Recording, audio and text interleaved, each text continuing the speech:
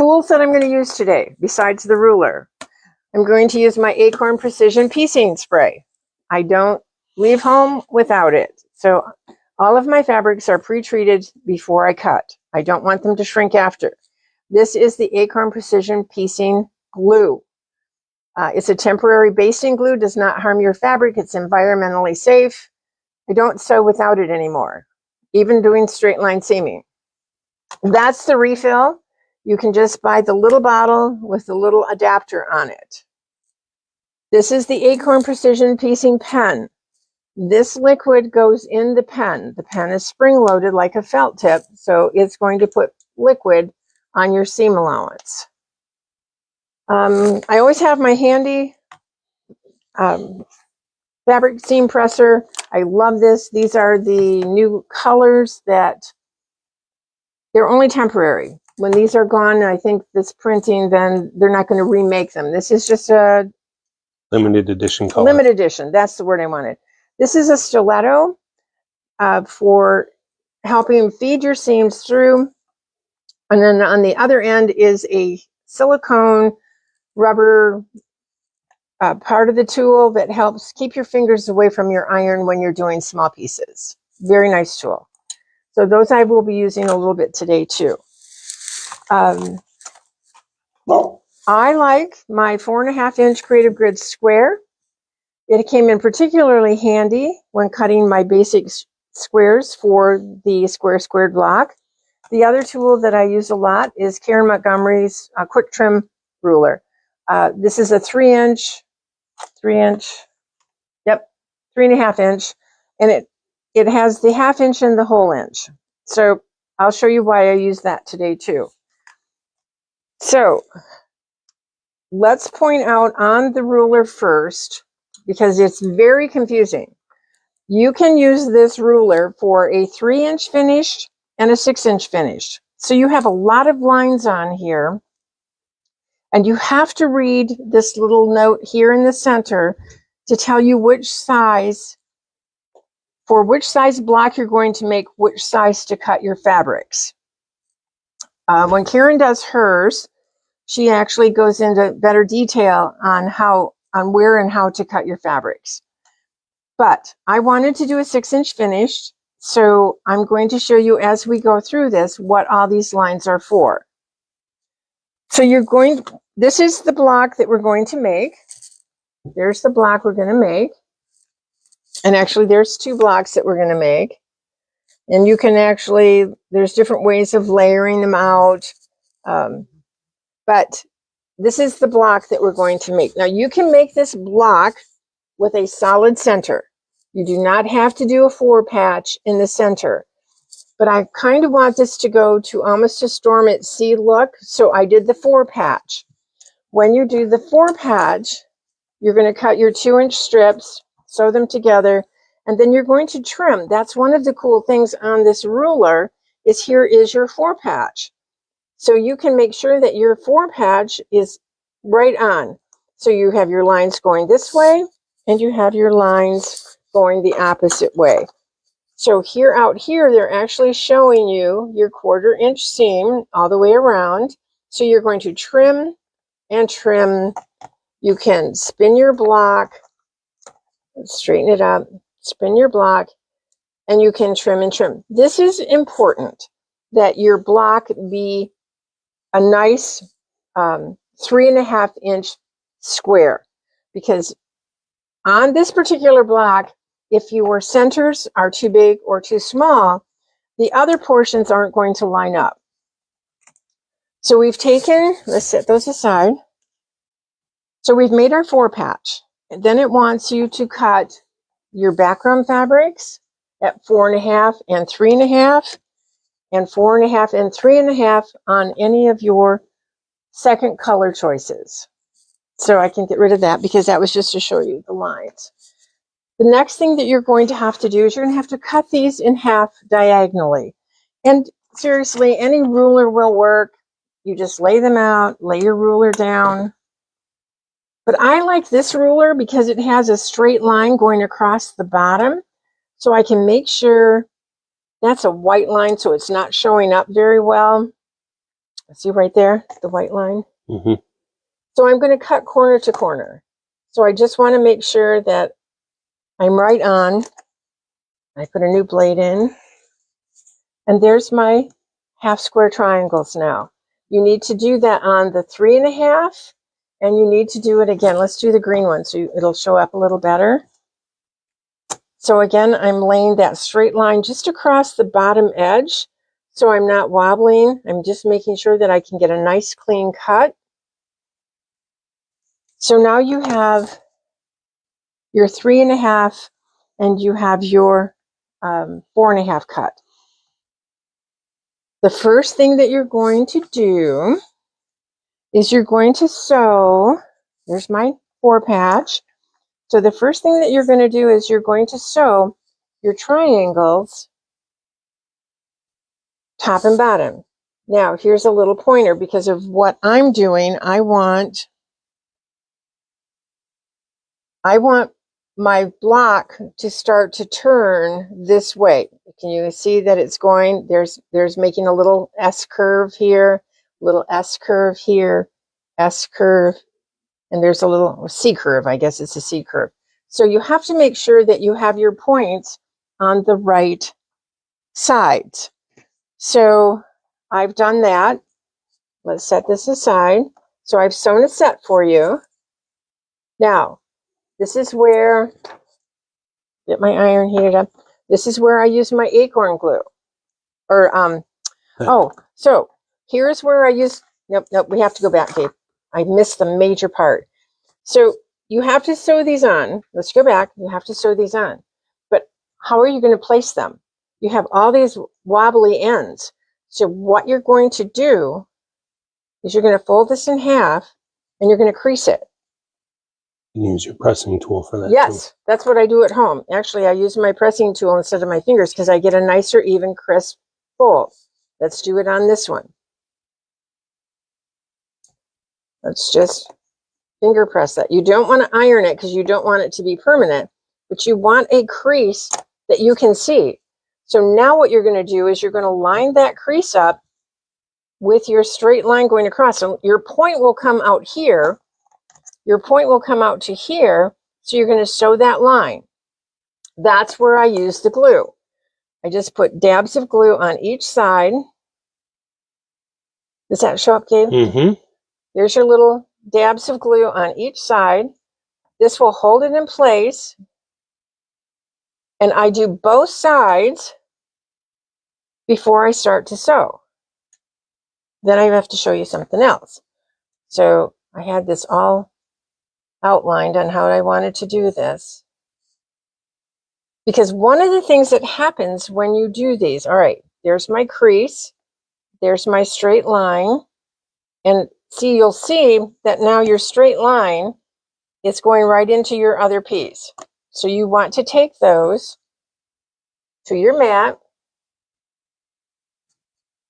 hit it with your iron, just a few seconds, just enough to heat set it. Let's move it over there. Okay, I'm going to move over here now so I can show this. Mm-hmm. I don't want to bop around on you, but all right. So the thing of it is, when you're sewing these, this is really important. Put your triangle on the bottom. You have to make sure when you're sewing that this does not shift in. It'll throw the whole center of your block off. So just start here on the end, do your 1/4 inch, and that's one of the reasons why I'm gluing it. Now, someone said, oh, that takes too much time. Well, it takes more time to rip your seam out if it's not even on the edges. So you're going to sew both sides. Then before we go to the next step, I'm going to use my acorn pen, pump it, go across the seam line, and I like to go out to my edges. I keep telling everyone that. That just helps prevent the fraying of the fabric more. This actually helps control fraying of your fabric. So let it just soak in. I have plenty on there, but I want to make sure. So let it soak in just for a few minutes. Do another block, whatever you want to do. Then all I'm going to do is I'm going to finger press this or use my pressing tool. And you can actually see I'm not pressing hard. I am not stretching my fabric. I am just making sure that it is away and it is so super flat. Let's do this again. I'm just actually holding it down. Turn it. Let me just make sure. And seriously, you wouldn't have to press it again right now if you didn't want to. You could just add your next series of pieces on. So then what you would do next is you would take these. Again, you're going to fold them in half. You're going to crease them. This is actually fun to do. I really enjoyed this. All week long when I was working on this, I thought, this is really a fun. There's your crease. There's your seam line. Make sure, now see how generous these tips are? So I'm not cutting these off before I put this next one on. There's one process that you just do to cut those all off at one time. So you're going to do that side. And again, I'm going to use my glue. And this technique, I'm very happy with because I always like, I'm just going to go ahead and do those now too. I always like to make bigger and trim down. That way I know that my blocks are going to be right on. So we're doing that one. Let's do this one again. Placing it right on that tip. The creases are going across. Hit it with your iron. Not every pattern is the same either. No. There are some patterns out there to where you can't make it bigger and trim down unless Right. you know to do that ahead of time. They will do their blocks and they will have you cut exact. And when you get down there, that's when you really need to make sure you're sewing exact and that you're using the same seam allowance every single time. Yes, that is really important. That's why on this particular ruler, they gave you the 4-patch to trim because a lot of times your seam allowances aren't going to be the same from one machine to another machine. 1/4 inches can vary. So that's why they've given you on the tool, the 4-patch trim tool, which can also be your 3.5 inch trim tool. So now that you have those, you're going to go ahead and sew those sides. And I have a sample here.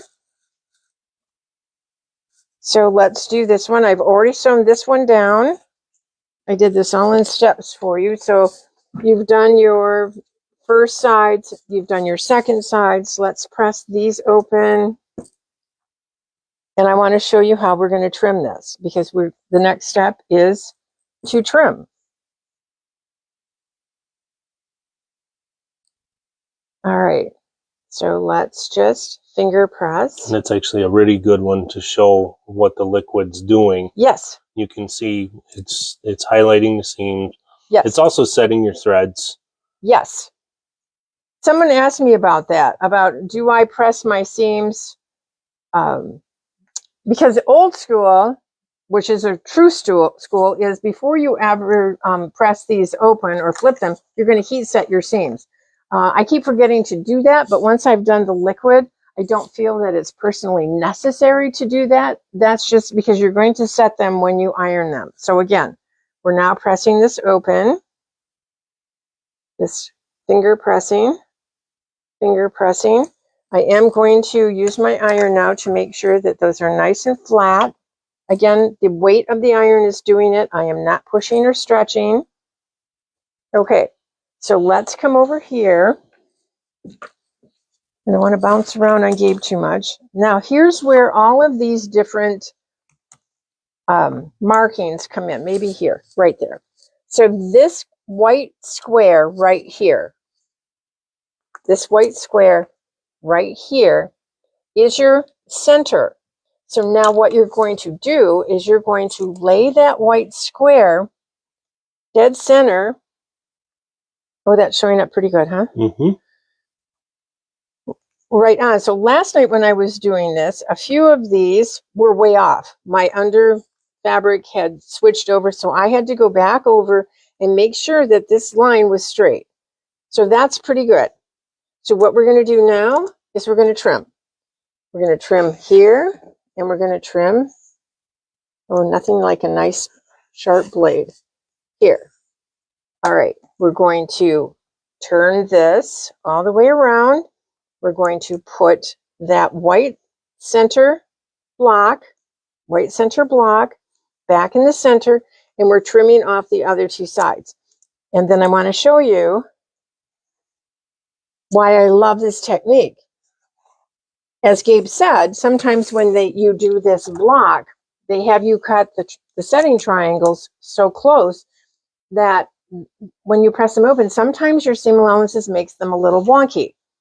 So if you look at this now, I have my really nice 1/4 inch seam here. I am not going to cut my points off when I just see how you can see your 1/4 inch is right there.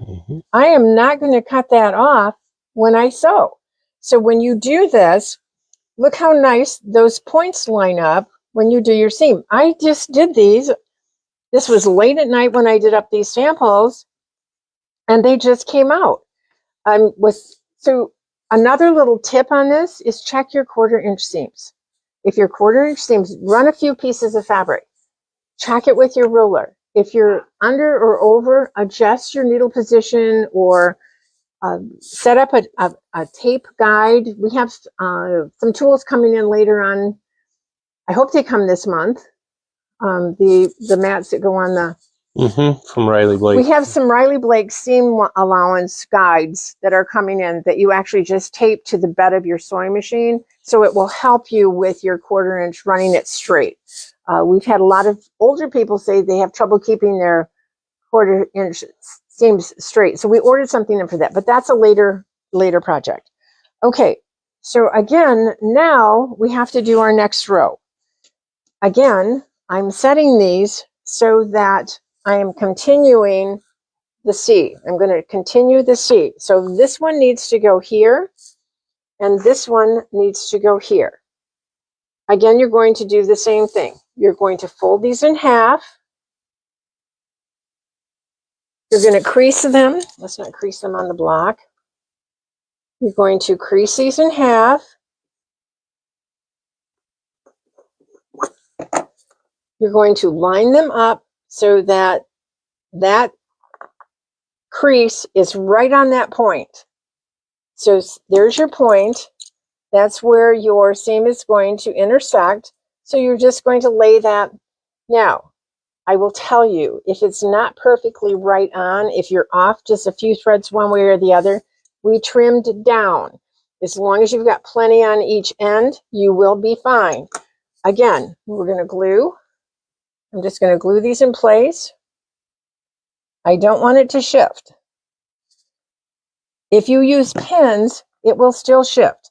Even if you sew over your pins, it will shift the threads in your fabric. So you're going to continue to do this. And we don't recommend that you sew over your pins. Never sew over pins. It'll damage your feed dogs. It'll damage your sewing machine. So again, we're going to do the other side.